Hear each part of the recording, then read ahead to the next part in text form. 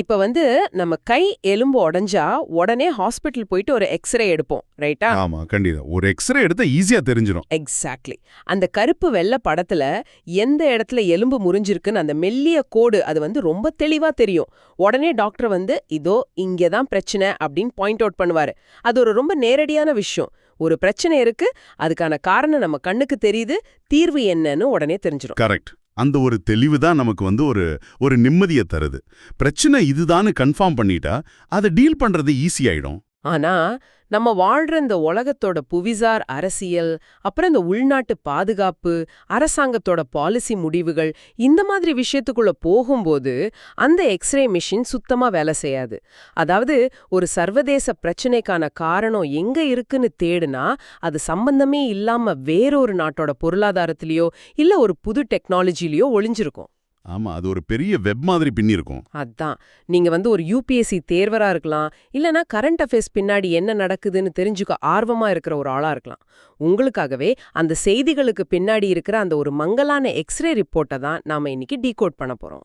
ரொம்ப சுவாரஸ்யமான ஒரு டாபிக் இது. நாம இன்னைக்கு பார்க்க போற அந்த தடவல்கள் வந்து தனித்தனி செய்திகள் கிடையாது. அதாவது ஒரு உலகளாவிய எரிசக்தி போட்டி எப்படி நம்ம அண்டை நாடுகளை பாதிக்குது, அதுக்காக இந்தியா என்ன புது டெக்னாலஜியை உருவாக்குறாங்க, அப்புறம் ஃபைனலா அது நம்ம உள்நாட்டு சட்டங்களை எப்படி மாத்துது அப்படிங்கறத நம்ம கனெக்ட் பண்ணி பார்க்க போறோம். கண்டிப்பா. ஒரு விஷயத்தை முழுசா புரிஞ்சுக்கணும்னா இந்த கனெக்ஷன் ரொம்ப முக்கியம். சரி, அப்ப உலகளாவிய எரிசக்தி நெருக்கடியிலேருந்தே நம்ம ஆரம்பிக்கலாம்.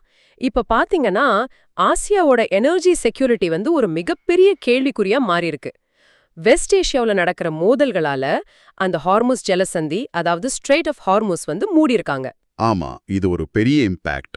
இதனால ஆசியாவுக்கு வர வேண்டிய சுமார் 13 மில்லியன் பேரல் கச்சா எண்ணெய் வந்து அப்படியே தடைப்பட்டு நிக்குது. இதோட ரிசல்ட் என்னன்னா பிரெண்ட் க்ரூட் ஆயில் விலை $108 இருந்து அப்படியே $180 வரைக்கும் ஷூட் அப் ஆயிடுச்சு. இது ஆசிய பொருளாதாரத்தையே ஒரு உலுக்கிட்டு இருக்கு. இதை சமாளிக்க விக்ரம் எஸ் மேத்தா வந்து ஏஇசிசி, அதாவது ஆசிய எரிசக்தி கூட்டு ஒப்பந்தம்னு ஒரு புது அமைப்பை உருவாக்க சொல்றாரு.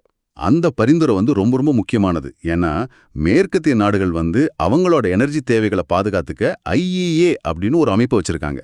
ஆனா ஆசிய நாடுகளுக்கு அந்த மாதிரி ஒரு வலுவான சிஸ்டம் எதுவும் இல்ல. ரைட், ஒரு யூனிட்டி இல்ல. எக்ஸாக்ட்லி. இதனால என்ன ஆகுதுன்னா, மிடில் ஈஸ்ட் நாடுகள் கிட்ட இருந்து ஆயில் வாங்கும்போது ஆசிய நாடுகள் ஒரு ஆசிய பிரீமியம் அப்படின்னு சொல்லி ஒரு எக்ஸ்ட்ரா சார்ஜ் கொடுக்க வேண்டியிருக்கு. இந்த ஏஓசிசி அமைப்பு மட்டும் வந்துச்சுன்னா ஆசிய நாடுகளெல்லாம் ஒன்னா சேர்ந்து பேரம் பேசலாம், அந்த எக்ஸ்ட்ரா கட்டணத்தை கட் பண்ணலாம். ஓ, அது ஒரு நல்ல மூவ். ஆமா, அது மட்டும் இல்லாம மாற்று எரிசக்தியை நோக்கி நம்ம எல்லாரும் ஒன்னா சேர்ந்து பயணிக்கவும் இது ரொம்ப யூஸ்ஃபுல்லா இருக்கும். சரி, இது வந்து அரசாங்க லெவல்ல நடக்கிற ஒரு விஷயம். ஆனா இந்த ஜியோ பாலிடிக்ஸ்னால வந்து கார்ப்பரேட் கம்பெனிகளும் ரொம்ப டைரக்டா பாதிக்கப்படுறாங்க. எக்ஸாம்பிளுக்கு நயாரா எனர்ஜி அப்படிங்கிற ஒரு கம்பெனி, இது வந்து ஒரு இந்தியா ரஷ்யா ஜாயிண்ட் வெஞ்சர். ஆமா.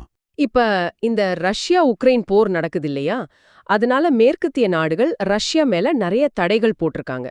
அதனால என்ன ஆச்சுன்னா மைக்ரோசாஃப்ட் கம்பெனி இந்த நயாரா எனர்ஜிக்கு கொடுக்கற அவங்களோட டிஜிட்டல் சர்வீசஸ் எல்லாத்தையும் கட் பண்ணிட்டாங்க.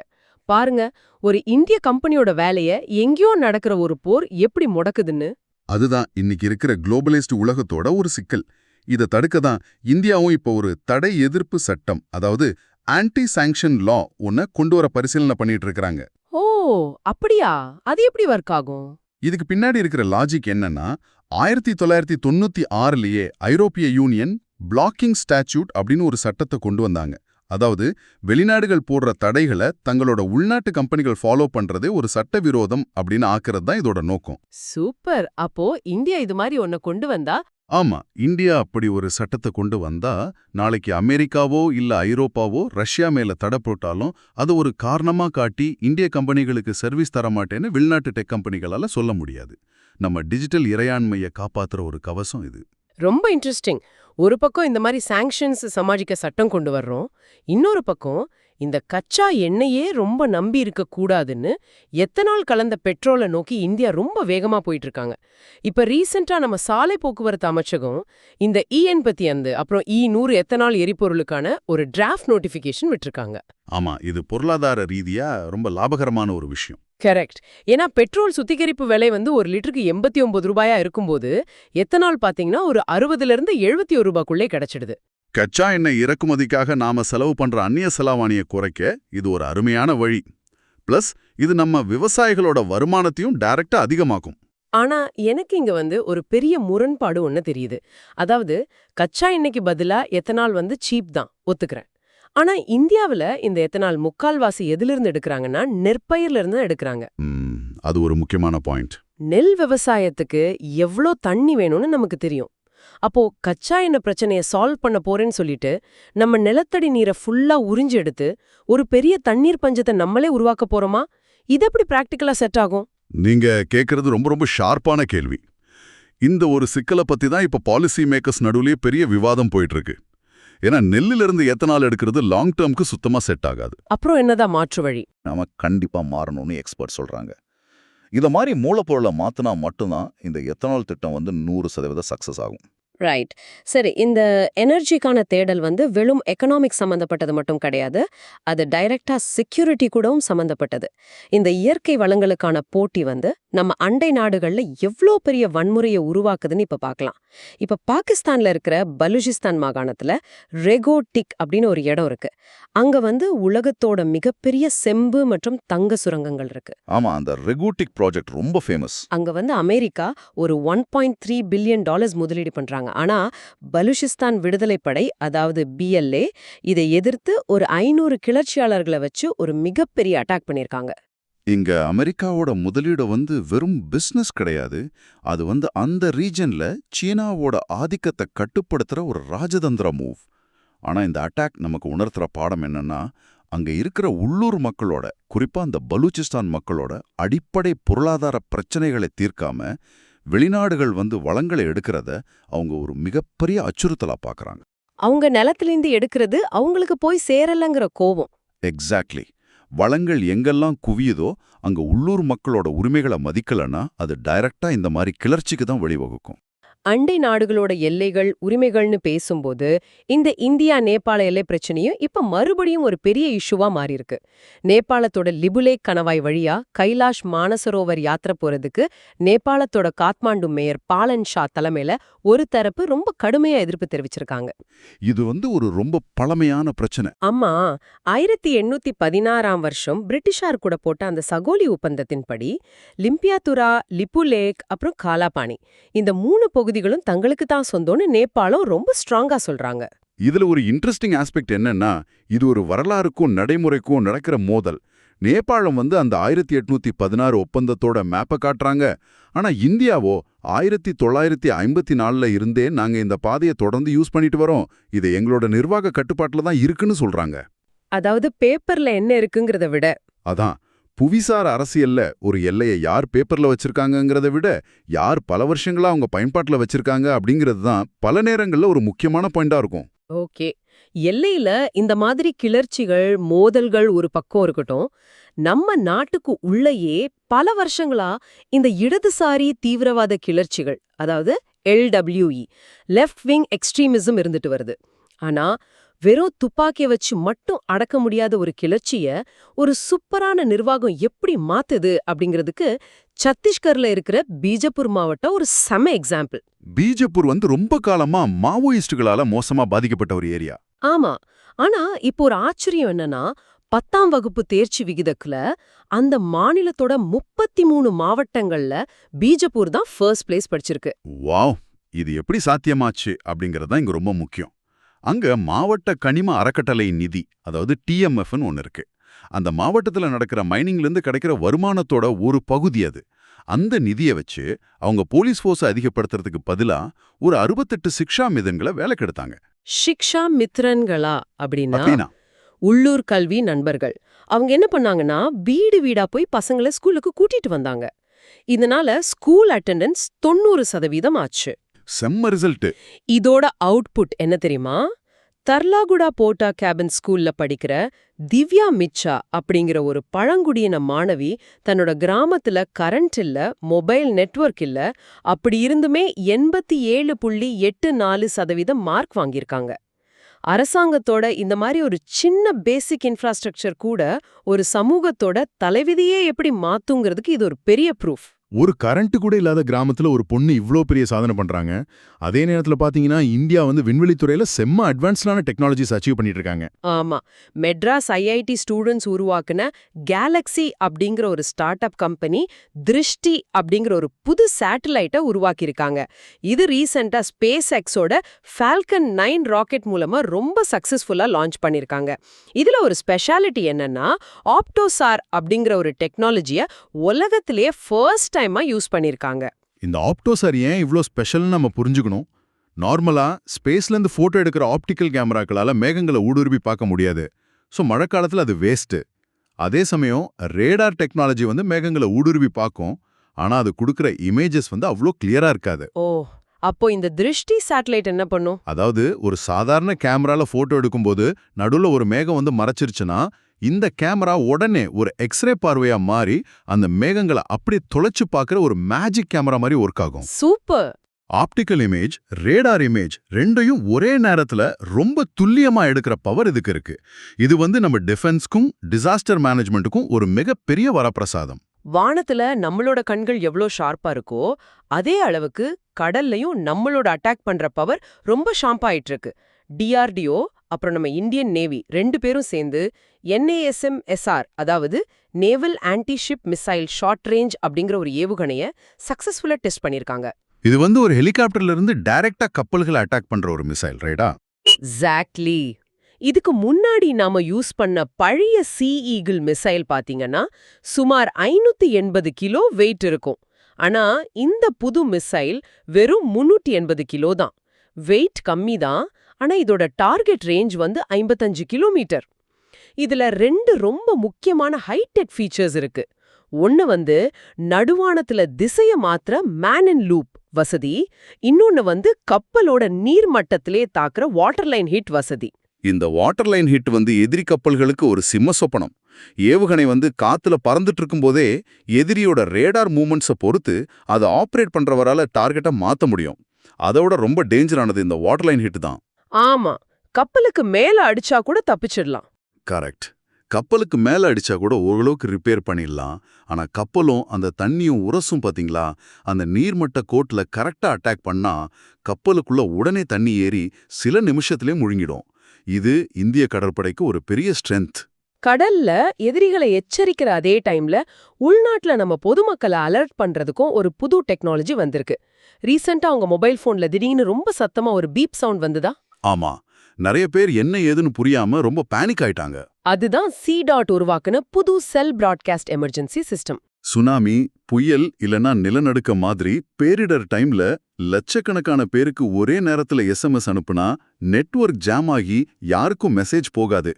ஆனா இந்த டெக்னாலஜி எப்படின்னா, ஒரு குறிப்பிட்ட ஏரியால இருக்கிற செல்போன் டவர்களை யூஸ் பண்ணி அந்த டவர் ரேஞ்சுக்குள்ள இருக்கிற எல்லா போன்களுக்கும் அட் அ டைம்ல டைரக்டா அந்த அலாரத்தோட வார்னிங் மெசேஜ் போகும். இதுக்கு இன்டர்நெட் கூட தேவையில்லை. மக்களோட உயிரை காப்பாத்த டெக்னாலஜி எவ்வளவு யூஸ் ஆகுது அப்படிங்கிறதுக்கு இது ஒரு செம எக்ஸாம்பிள். ஆனா டெக்னாலஜி எப்பவுமே நமக்கு பாசிட்டிவா மட்டுமே இருக்காது. குறிப்பா இந்த AIன்னு சொல்ற செயற்கை நுண்ணறிவு. இப்ப ஆந்த்ரோபிக் கம்பெனியோட மைத்தோஸ் அப்படிங்கிற ஒரு புது AI மாடல் வந்திருக்கு. இது வந்து சாஃப்ட்வேர்ல இருக்கிற பக்ஸ், அதாவது குறைபாடுகளை கண்டுபிடிக்கிறதுல ரொம்ப ரொம்ப எக்ஸ்பர்ட். ஆனா இதுல ஒரு ட்விஸ்ட் இருக்கு. அதான் அமெரிக்க அரசாங்கம் ப்ராஜெக்ட் கிளாஸ்விங் அப்படிங்கிற ஒரு ஸ்கீம் மூலமா இந்த AI மாடலை வேற எந்த நாடும் யூஸ் பண்ணக்கூடாது, தங்களுக்கு மட்டும்தான் சொந்தம்னு ரொம்ப சீக்ரெட்டா கண்ட்ரோல் பண்றாங்க. இதுதான் வந்து டிஜிட்டல் இறையாண்மை, அதாவது டிஜிட்டல் சாவரனிட்டி பத்தி ஒரு பெரிய டிபேட்டையே ஸ்டார்ட் பண்ணிருக்கு. நம்ம Indian tech expert Pranesh Prakash இதை ரொம்ப கிளியரா சொல்றாரு. இந்தியாவோட மொத்த டிஜிட்டல் இன்ஃப்ராஸ்ட்ரக்சரும் அமெரிக்கா மாதிரி நாடுகள் உருவாக்குற இந்த பிரைவேட் AI மாடல்களை, அதாவது ப்ரொப்ரைட்டரி LLMs நம்பி இருக்க கூடாதுன்னு. ஆமா, நாளைக்கு அவங்க ஸ்விட்ச் ஆஃப் பண்ணிட்டா நம்ம கதை முடிஞ்சது. எக்ஸாக்ட்லி. நாளைக்கு அவங்க சர்வீஸ் தரமாட்டேன்னு சொன்னா நம்ம நாடே அப்படியே ஸ்டாண்ட் ஸ்டில் ஆயிடும். அதனால இந்தியா வந்து ஓப்பன் சோர்ஸ் AI மாடல்களை சொந்தமா டெவலப் பண்ணி யூஸ் பண்ணணும்னு அவர் ஸ்ட்ராங்கா சொல்றாரு. ஏஐனால நாடுகளுக்கு வர்ற பிரச்சனை ஒரு பக்கம்னா, ஸ்டூடெண்ட்ஸ்க்கு வர்ற பிரச்சனைய பத்தியும் நம்ம பேசியாகணும். ஐஐடி, பிட்ஸ் மாதிரி டாப் காலேஜஸ்ல படிக்கிற பசங்களுக்கு இந்த ஏஐ டூல்ஸ்னால ரொம்ப சிவியரான மென்டல் ஸ்ட்ரெஸ் வர்றதா கல்வியாளர் ராஜீவ் குமார் வார்னிங் கொடுக்கறாரு. ஒரு பையன் எவ்ளோ கஷ்டப்பட்டு படிச்சாலும் ஒரு செகண்ட்ல ஏஐ அதை செஞ்சுடுது.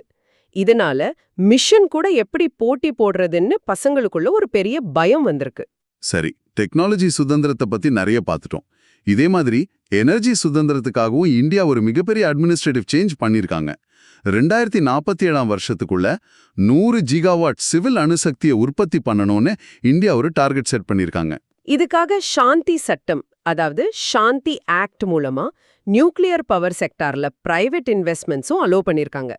ஆனா ஒரு துறையில பிரைவேட் ஃபண்ட்ஸ் வருதுனாலே அங்க யார் பாஸ் அப்படிங்கிற ஒரு நிர்வாக சிக்கலும் வந்துடுமே. ஆமா, இந்த அணுசக்தி ப்ராஜெக்ட்ஸை யாரு கண்ட்ரோல் பண்றது அப்படிங்கறதுல கவர்மெண்ட்குள்ளேயே ஒரு பெரிய விவாதம் நடக்குது. டிஏஇ, அதாவது அணுசக்தி துறை கண்ட்ரோல் பண்ணணுமா இல்ல மின்துறை அமைச்சகம் கண்ட்ரோல் பண்ணணுமான்னு. லாஜிக்கலா பார்த்தா இதுல என்ன சிக்கல்? சிக்கல் என்னன்னா, இந்த டிஏஇ தான் அணு உலைகளை கட்டி உற்பத்தியை பண்றாங்க. அவங்களே அதுக்கான சேஃப்டி ரூல்ஸையும் கண்ட்ரோல்ஸையும் செட் பண்ணா அது ஒரு கான்ஃப்ளிக்ட் ஆஃப் இன்ட்ரெஸ்ட் ஆயிடும். அதாவது எக்ஸாம் எழுதுறவரே பேப்பரை திருத்துற மாதிரி ஆயிடும். ஓ, கரெக்ட் தான். அதனால தான் இந்த முரண்பாட்டை தவிர்க்க ஏஇஆர்பி அப்படிங்கிற அந்த ஒரு சேஃப்டி போர்டுக்கு ஒரு லீகலான சுதந்திரமான ஸ்டேட்டஸ் கொடுக்கணும்னு முடிவு பண்ணியிருக்காங்க. ரயில்வேயையும் அதாவது எஸ்சிஓஆரையும் கண்டிப்பா மென்ஷன் பண்ணணும். 2014 ஆந்திரா மறுசீரமைப்பு சட்டத்தின்படி இந்தியாவோட 18வது ரயில்வே ஜோனா விசாகப்பட்டினத்தை ஹெட் குவார்ட்டர்ஸா வச்சு இந்த எஸ்சிஓஆர் ஜூன் 1ஆம் தேதியிலிருந்து செயல்பட ஆரம்பிக்குது. இதுக்காக அந்த பழைய வால்டேர் டிவிஷனை விசாகப்பட்டினம் அப்புறம் ராய்கடா அப்படின்னு 2ஆ பிரிச்சிருக்காங்க, ரைட்டா? ஆமா, ஆனா இதுல ஒரு சின்ன இஷ்யூ இருக்கு. சரக்கு போக்குவரத்துல ரொம்ப அதிக வருமானம் கொடுக்கற ஒரு பகுதியை ஆந்திராக்கு பிரிச்சு கொடுக்கறதுனால ஒடிசாவுல இதுக்கு கொஞ்சம் எதிர்ப்புகள் இருக்கு. எப்பவுமே ஒரு பெரிய இன்ஃப்ராஸ்ட்ரக்சர் ப்ராஜெக்ட்னா அங்க எதிர்ப்பு வராம இருக்காது. இதுக்கு பெஸ்ட் எக்ஸாம்பிள் அந்தமான் நிக்கோபார்ல நடக்க போற அந்த கிரேட் நிக்கோபார் ப்ராஜெக்ட். ஆமா, அது ரொம்ப பெரிய கான்ட்ரோவர்சி ஆயிருக்கு. 40,000 கோடி ரூபாய் மதிப்பிலான இந்த ப்ராஜெக்ட எதிர்க்கட்சி தலைவர் ராகுல் காந்தி ஒரு மிகப்பெரிய ஊழல்னு ரொம்ப ஸ்ட்ராங்கா விமர்சனம் பண்ணிருக்காரு. அது மட்டும் இல்ல, அங்க அந்த கலாத்தியா பே அப்படின்னு ஒரு இடம் இருக்கு. அது கோஸ்டல் ரெகுலேஷன் ஜோன் CRZ1A-க்கு கீழே வருது. எக்ஸாக்ட்லி. அங்க போய் ஒரு பெரிய போர்ட் கட்டுறது சட்டவிரோதம் அப்படின்னும், அங்க வெட்ட போற பல லட்சம் மரங்களுக்கு ஈடா சம்பந்தமே இல்லாத ஹரியானாவோட ஒரு வறண்ட நிலத்துல போய் மரம் நடுறது எந்த வகையில நம்ம சூழலியலை காப்பாத்துன்னு காங்கிரஸ் தலைவர் ஜெய்ராம் ரமேஷ் ரொம்ப லாஜிக்கலான கேள்விகளை கேட்டிருக்காரு. ஆனா நம்ம அந்த காயினோட இன்னொரு பக்கத்தையும், அதாவது கவர்மெண்டோட ஆர்கியூமெண்ட்டையும் பார்க்கணும். இது சும்மா ஒரு போர்ட் கட்டுற ப்ராஜெக்ட் கிடையாது. இந்திய பெருங்கடல்ல சீனாவோட ஆதிக்கம் ரொம்ப அதிகமாயிட்டு வருது. அதை கவுண்டர் பண்றதுக்கு இந்தியாவோட ஸ்ட்ராட்டஜிக் டிஃபென்ஸ்க்கு இது ரொம்ப ரொம்ப அவசியமான ஒரு ப்ராஜெக்ட்னு கவர்மெண்ட் சொல்றாங்க. அங்க இருக்கிற பழங்குடி மக்களோட நிலைமை என்ன ஆகும்? அதான், பழங்குடியினர் யாரையும் அந்த பகுதியிலிருந்து கட்டாயப்படுத்தி காலி செய்ய மாட்டோம்னு அரசாங்கம் ஒரு கிளாரிஃபிகேஷன் கொடுத்திருக்காங்க. ஆனாலும் நாட்டோட பாதுகாப்பு முக்கியமா இல்லனா என்விரான்மெண்ட் முக்கியமா அப்படிங்கிற இந்த டிபேட் தொடர்ந்து போயிட்டு தான் இருக்கும். சரி, சுற்றுச்சூழல் சட்டங்களுக்கு அப்புறமா ரொம்ப ரொம்ப சென்சிட்டிவான ஒரு ரிலீஜியஸ் சட்ட பிரச்சனைய பத்தி பாப்போம். பஞ்சாப் கவர்மெண்ட் குரு கிரந்த் சாஹிப் அவமதிப்பு சட்டத்துல, அதாவது ஆன்டி சாக்ரிலேஜ் லெஜிஸ்லேஷன்ல ஒரு பெரிய திருத்தம் கொண்டு வர முடிவு பண்ணிருக்காங்க. அது ரொம்ப கடுமையான சட்டமாச்சே. ஆமா, சீக்கியர்களோட புனித நூலை அவமதிப்பு பண்றவங்களுக்கு ஆயுள் தண்டனையும் 25 லட்சம் ரூபாய் ஃபைனும் விதிக்கப்படும். ஆனா இதுல ஒரு பெரிய ட்விஸ்ட் என்னன்னா, இதை யார் எதிர்க்கறாங்க தெரியுமா? சீக்கிய மதத்தோட ரொம்ப உயர்ந்த அமைப்பான அகால் தக்த் தான் இதை எதிர்க்கறாங்க. இது கேட்கறதுக்கே கொஞ்சம் ஆச்சரியமா இருக்குல்ல. ஒரு மதத்தோட புனிதத்தை காப்பாத்துற சட்டத்தை அதே மதத்தோட தலைமை ஏன் எதிர்க்கணும்? அதுக்கு ஒரு காரணம் இருக்கு. அகால் தக்த் அமைப்போட தலைவர் ஜத்தேதார் குல்தீப் சிங் கர்கேஜ் என்ன சொல்றாருன்னா, எங்களை கன்சல்ட் பண்ணாமே இவங்க இந்த சட்டத்தை கொண்டு வந்துட்டாங்கன்னு குற்றம் சாட்டுறாரு. ஓ, அவங்களோட பயம் என்னன்னா, இவ்வளவு ஸ்ட்ரிக்டான ஒரு சட்டம் இருந்தா நாளைக்கு பவர்ல இருக்கிறவங்க அவங்களோட அரசியல் எதிரிகளை பழி வாங்குறதுக்கு இதை மிஸ்யூஸ் பண்ணிடலாம் அப்படிங்கிறது தான். எக்ஸாக்ட்லி. இதுக்காக சபாநாயகரை நேர்ல ஆஜராக சொல்லி அவங்க சம்மன் கூட அனுப்பியிருக்காங்க. ஒரு சட்டம் எவ்வளோ ஸ்ட்ரிக்டா இருக்கோ அது அந்த அளவுக்கு தப்பா யூஸ் ஆகிறதுக்கான சான்ஸும் அதிகம். கரெக்ட். சரி, ஃபைனலா எல்லாத்த விட ரொம்ப முக்கியமான ஒரு தனிமனித சுதந்திரம் சம்பந்தப்பட்ட ஒரு சுப்ரீம் கோர்ட் ஜட்ஜ்மெண்ட் பத்தி பேசலாம். 15 வயசுல பாலியல் வன்கொடுமையால பாதிக்கப்பட்ட ஒரு சிறுமியோட 30 வார கருவை கலைக்க சுப்ரீம் கோர்ட் வந்து பெர்மிஷன் கொடுத்திருக்காங்க. இதுல எய்ம்ஸ் ஹாஸ்பிட்டல் வந்து 30 வாரம் ஆயிடுச்சு. சோ இப்ப அபார்ஷன் பண்றது அந்த பொண்ணோட உயிருக்கு ரொம்ப ரிஸ்க்னு சொல்லி இத வேணான்னு மறுத்து ஒரு ரிவ்யூ பெட்டிஷன் ஃபைல் பண்ணாங்க. ஆனா சுப்ரீம் கோர்ட் வந்து 1971ல வந்த அந்த எம்டிபி ஆக்ட், அதாவது medical termination of pregnancy act, அப்புறம் 2022ல கொடுத்த ஜட்ஜ்மெண்ட்ஸ் எல்லாம் கோட் பண்ணி அந்த எய்ம்ஸோட பெட்டிஷனை அப்படியே கேன்சல் பண்ணிட்டாங்க. இந்த தீர்ப்பு வந்து ஒரு ரொம்ப ஹிஸ்டாரிக்கான ஒரு ஜட்ஜ்மெண்ட். ஏன் சொல்றேன்னா, டாக்டர்ஸ் வந்து எப்பவுமே வெறும் அந்த பிசிக்கல் ரிஸ்கை மட்டும்தான் பார்க்கறாங்க. ஆனா சட்டம் வந்து ஒரு பெண்ணோட கண்ணியம், அப்புறம் அவங்களோட உடல் மேல அவங்களுக்கு இருக்கிற உரிமை, அதாவது பாடிலி இன்டெகிரிட்டிக்கு தான் ஃபர்ஸ்ட் பிரியாரிட்டி கொடுத்திருக்கு. ஒரு மருத்துவரோட பாயிண்ட் ஆஃப் வியூல இருந்து பார்க்காம அந்த பெண்ணோட உரிமையை பார்த்திருக்காங்க. ஒரு பெண்ணோட, அதுவும் ஒரு சிறுமியோட சாய்ஸ்க்கு சட்டம் ரொம்ப பெரிய மரியாதை கொடுத்திருக்கு. ஒரு வேண்டாத பிரெக்னன்சிய ஒரு பொண்ணு மேல எந்த காலத்திலும் திணிக்க முடியாதுன்னு சுப்ரீம் கோர்ட் ரொம்ப போல்டா சொல்லியிருக்காங்க. சூப்பர். சோ இன்னைக்கு நாம எனர்ஜி பாலிடிக்ஸ்ல ஆரம்பிச்சு பலுசிஸ்டான் கிளர்ச்சி, நேபாள எல்லை பிரச்சனை, பீஜப்பூர் ஸ்கூல்ஸோட சக்சஸ், திருஷ்டி சேட்டலைட், அப்புறம் சாந்தி ஆக்ட், நிக்கோபார் டிபேட், லாஸ்டா இந்த எம்டிபி ஜட்ஜ்மெண்ட்னு ஒரு 15 வித்தியாசமான டாபிக்ஸ் வழியா டிராவல் பண்ணிருக்கோம். ரொம்ப இன்ஃபர்மேட்டிவான ஒரு செஷன் இது. ஆமா. ஆரம்பத்துல நாம பேசின அந்த எக்ஸ்ரே மெஷின் ஞாபகம் இருக்கா? இந்த நியூஸ் அப்படிங்கிற ஒரு மங்கலான ஸ்கேன் ரிப்போர்ட்ட, அதோட பேக்ரவுண்ட் என்ன, அது ஏன் நடக்குதுன்னு எப்படி தெளிவா படிக்கிறது அப்படிங்கிறதுக்கு இந்த டீப் டைவ் உங்களுக்கு ஒரு நல்ல ஐடியா கொடுத்துருக்கோம்னு நாங்க நம்புறோம். நாம முடிக்கிறதுக்கு முன்னாடி உங்க எல்லாருக்கும் ஒரு சின்ன தாட். இன்னைக்கு நாம டிஸ்கஸ் பண்ண பல விஷயங்களை அப்படியே கொஞ்சம் ஒண்ணா கனெக்ட் பண்ணி பாருங்க. டெக்னாலஜிக்கு அமெரிக்காவை நம்பியிருக்க கூடாதுன்னு ஏஐ மாடல் பத்தி பேசணும். எக்கனாமிக்ஸ்க்கு ஐரோப்பாவை டிபெண்ட் பண்ணியிருக்க கூடாதுன்னு ஆன்டி சாங்ஷன் லா பார்த்தோம். டிஃபென்ஸ்க்கு வெளிநாடுகளை விடக்கூடாதுன்னு நிறைய பண்றோம். ஆமா, இந்தியா ஒரு அப்சல்யூட் சாவரனிட்டி, அதாவது முழுமையான சுயசார்பு அப்படிங்கிற ஒரு பாலிசியை நோக்கி செம்ம ஸ்பீடா போயிட்டு இருக்கு. எக்ஸாக்ட்லி. ஆனா கேள்வியே இங்கதான் இருக்கு. நம்ம நாட்டை பாதுகாக்கிறதுக்காக நாம கட்டி எழுப்புற இந்த ஸ்ட்ராங்கான சட்ட சுவர்கள் நாளைக்கு சர்வதேச அளவுல அறிவியல் அப்புறம் பொருளாதார உலகத்திலிருந்து இந்தியாவை அப்படியே ஐசோலேட் பண்ணிடுமா? இல்லனா இந்தியா போடுற ரூல்ஸ்க்கு கட்டுப்பட்டு தான் உலக நாடுகள் இங்க வரணும் அப்படிங்கிற ஒரு சூப்பர் பவர் லெவலுக்கு நம்மள கொண்டு போகுமா? இது ஒரு செம்ம ஆழமான கேள்வி. இத நீங்களே கொஞ்சம் யோசிச்சு பாருங்க. மீண்டும் ஒரு சுவாரஸ்யமான டீப் டைவ்ல நாம எல்லாரும் சந்திக்கலாம்.